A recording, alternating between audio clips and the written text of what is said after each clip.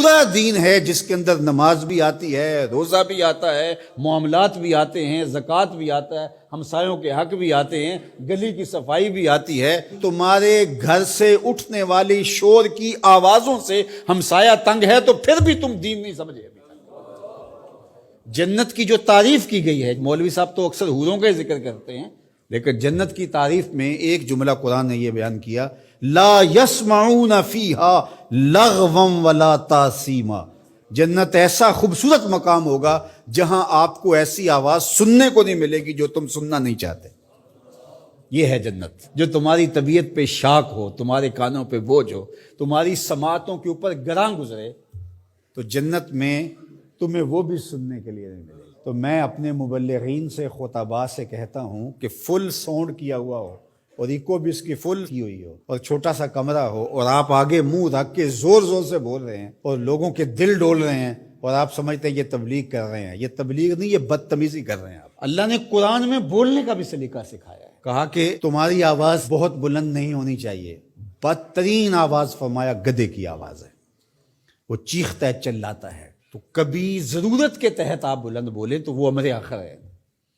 آپ نے دور تک لوگ ہیں اور آواز دینی ہے، یا جنگوں کے اندر رجز پڑے جاتے تھے، وہ ایک الگ بات ہے، لیکن عمومی طور آپ جب لوگوں سے ہم کلام ہو رہے ہوں تو آپ کی آواز لوگوں کے کانوں پہ شاک نہ گزرے، اذیت نہ گزرے۔ بعض اوقات خطیب حضرات جب چپ ہوتے ہیں تو ایسے جیسے سکون مل رہا ہوتا ہے، اور جب بول رہے ہوتے ہیں جس طرح قیامت توڑ رہے ہیں۔ تو یہ کیا ہے؟ جنت کی یہ تعریف ہے، لا یسمعون فیہا لغوا، اس میں لغو بات سننے کو نہیں ملے گی۔ تو یار پوری زندگی کو، پوری دنیا کو جنت نہیں بنا سکتے، مسجد کوئی بنا دو جو ہے ہی جنت کا ٹکڑا ہے، ریاض الجنہ اس کو کہا گیا ہے۔ تو دین ایک مکمل اور پورے پیکج کا نام ہے۔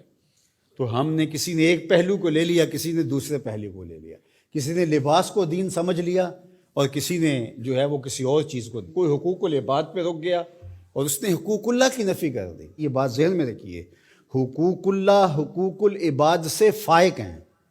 یہ عمومی طور پہ کہا جاتا ہے حقوق اللہ کی خیر ہے، حقوق العباد کا خیال رکھو۔ تو یہ بات ذہن میں رکھیے کہ جو حقوق اللہ ہیں وہ فائق ہیں حقوق العباد سے۔ بندے کے حق اللہ کے حق کے برابر کیسے ہو سکتے ہیں؟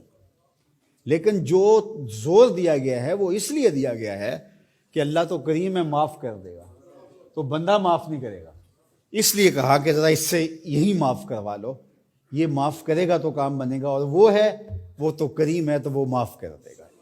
تو اس کا یہ مطلب نہیں نکلتا کہ اس کے حق کوئی کمزور ہے، اس کے حق بندے سے فائق ہیں، اوپر ہے۔ تو اس لیے یہ بات ذہن میں رکھیے کہ دین ایک مکمل، کامل، اکمل اور پورا پیکج ہے جس کے اندر سارے پہلو پائے جاتے ہیں، اور ہم ایک پہلو کو بعض اوقات لے لیتے ہیں اور ایک پہلو کو نظر انداز کر دیتے ہیں۔ اسی طرح دین کا کام کرنے والے بھی، ایک تنظیم ایک پہلو کو اجاگر کر رہی ہے، دوسرے کو چھوڑ رہی ہے، دوسری ایک کو اجاگر کر رہی ہے، دوسرے کو چھوڑ رہی ہے۔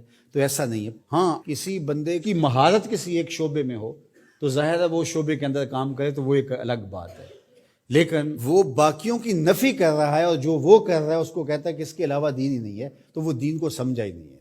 تو دین جو ہے وہ پورے نظام کا نام ہے۔